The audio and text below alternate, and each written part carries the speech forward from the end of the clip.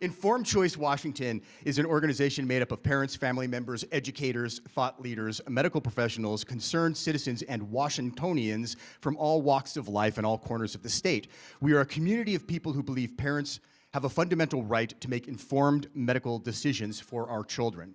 Decisions made free from unnecessary and overreaching mandates that compromise our personal, philosophical, and medical liberties. I am a member of Informed Choice Washington. Many members found their way to this group the way I did, after vaccine injury led them to begin researching vaccine safety and legislation.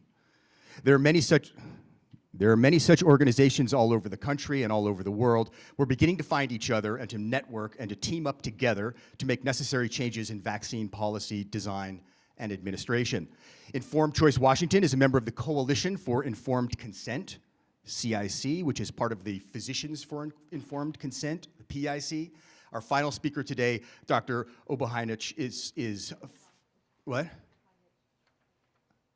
No, you see, I was practicing all morning with Tatiana, and so I know how to pronounce her name, so don't be... Okay, peanut gallery for one, right here, my wife, thank you. Dr. Obuheinich is founding director of PIC, Physicians for Informed Consent. Physicians for Informed Consent is the first physician organization dedicated to safeguarding informed consent in vaccination. Today's event is hosted by Informed Choice Washington. Great organization, and you can ask any of the directors of it here about more information. This is also an IPAC educational event. Our first speaker, Dr. Lyonsweiler, is the founder and CEO of IPAC, which stands for the Institute of Pure and Applied Knowledge, which was formed to perform scientific research in the public interest. And we're gonna hear more about IPAC immediately because he's our first speaker. For the record, none of these groups are associated with government agencies or pharmaceutical companies.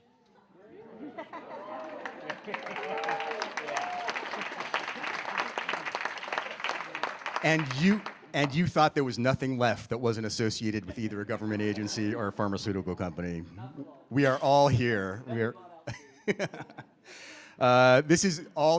organizations that are represented here are all nonprofit and grassroots organizations, and that's where we have to find the power. So, without further ado, I'm going to invite up one of the directors of Informed Choice Washington, Leah Hauser.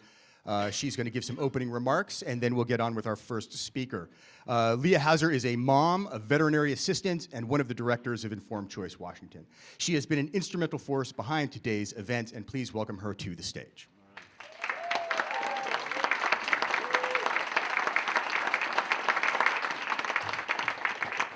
Hi, everybody. Can everybody hear me? That's not ever usually a problem for me. So I just want to say welcome and thank you for giving us such a big portion of your Saturday today. We organized today's conference because we felt it was very needed. We know doctors and medical professionals, their education on vaccines is actually quite limited. Basically, they're only educated on the schedule and that it should be given. So basically, information about vaccine ingredients, adverse events and reporting, any genetic susceptibility, and environmental factors that can predispose people to vaccine reactions are missing from the current medical curriculum, and we aim to bridge that gap today. Government agencies like the CDC influence society's discussion and perception of vaccinations in the US and worldwide. They work to minimize dialogue of risk in order to maximize vaccine uptake. And this is nothing new. This is a quote from the Federal Register in 1984. Any possible doubts, whether or not well-founded, about the safety of the vaccine cannot be allowed to exist in view of the need to assure that the vaccine will continue to be used to the maximum extent consistent with the nation's public health objectives. This statement still rings true in what we're told today. It's a call for censorship of critical scientific data. It puts individuals at risk, and it continues to permeate everything we hear from government agencies and mainstream media. It's a dangerous policy. It's a violation of the Nuremberg Code and the right to fully informed medical consent. And Mary Holland is going to give us a little bit more information about that in her talk today. Silencing risk as a matter of policy opens the door to vaccine injury, and it creates deep mistrust. In this age of information, we have access to any peer-reviewed published science. Silencing risk cannot and should not be sustained. Every vaccine administration is given under unique circumstances, things not tested for in clinical trials. Pre-licensure clinical trials are small and controlled with limited test subjects. They're too small to predict real-world outcomes. We don't actually know until after FDA approval who's most likely to experience an adverse reaction, or even specifically what those adverse reactions are going to be. The FDA explicitly states that because clinical trials are small and controlled, previously unstudied components of a patient's social and medical history may be risk factors which can impact the outcome of vaccination as well as contribute to adverse events. This means that every person receiving a newly licensed vaccine is essentially a test subject. Parents and doctors assume that once it's FDA approved, it's proven safe and effective for everyone, and that's not actually the case. Because of this misperception and because of the lacking education that physicians receive, reactions aren't reported and they're not even recognized. Doctors dismiss them as coincidence, that it had nothing to do with the vaccine. The small size and the limited test subjects in trial studies mean that little is known about the vaccine before it becomes in general use. But even less is known than people realize because true double-blind placebo studies, which is the gold standard of drug research, are almost never done for vaccines. Aluminum adjuvants and other vaccines are commonly used as the placebo. When a vaccine or an adjuvant is used as a placebo, which is supposed to be an inert substance, and the study's results conclude rates of adverse reaction were similar to that of the control group, that means nothing. There's no other pharmaceutical product that's allowed to be tested in this way. And we're going to learn a lot more about aluminum from Dr. Lyons-Weiler as well. The American Academy of Pediatrics, or the AAP, currently tells pediatricians that the current CDC schedule should be supported as the only evidence-based schedule that has been tested for safety. But in this report, they actually quote a citation from the Institute of Medicine's 2013 report, which that report actually tells us there's very little data to support the safety of the full schedule. The fact remains that the safety of the CDC childhood schedule has never been confirmed in any clinical safety testing.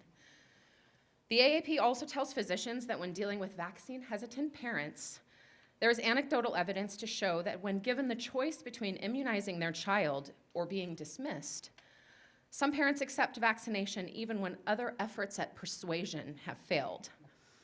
Using the threat of dismissal brings up ethical questions. It's a form of coercion. Doctors don't refuse care to patients who smoke or have unhealthy eating habits. Is it ethical to refuse care to a healthy patient who's declining an optional medical procedure? The media likes to tell us the science is settled about vaccines, but the lack of scientific data shows us there's still many unanswered questions. And even what we thought we knew is being questioned. In 2010, 2 Merck virologists filed a lawsuit alleging they were instructed to falsify efficacy tests for the mumps vaccine. And they were even threatened with jail if they alerted the FDA to the fraud that was taking place. That was in 2010. That case is expected to finally go to court this year. In August of 2014, a senior scientist from the CDC, Dr. William Thompson, came forward admitting fraud in the 2004 autism MMR study that was done by the CDC. This is the topic of the film Vaxxed, in case you're not aware. His statements included that statistically significant data was omitted, study protocol was not followed, hard copy evidence was disposed of, and controversial findings that did show associations of autism were withheld from the final paper. This past August, a group of CDC scientists calling itself SPIDER, or Scientists Preserving Integrity, Diligence, and Ethics in Research, drafted a letter to the CDC Chief of Staff stating they were very concerned about the current state of ethics at what they called unacceptable behavior at the CDC. They stated influence from corporate and political interest, intimidation of staff condoned by senior management, and most concerning, that it was becoming the norm rather than the rare exception. And new findings raise new questions. This past year, independent testing showed glyphosate contamination in vaccines. Glyphosate is now classified as a probable carcinogen.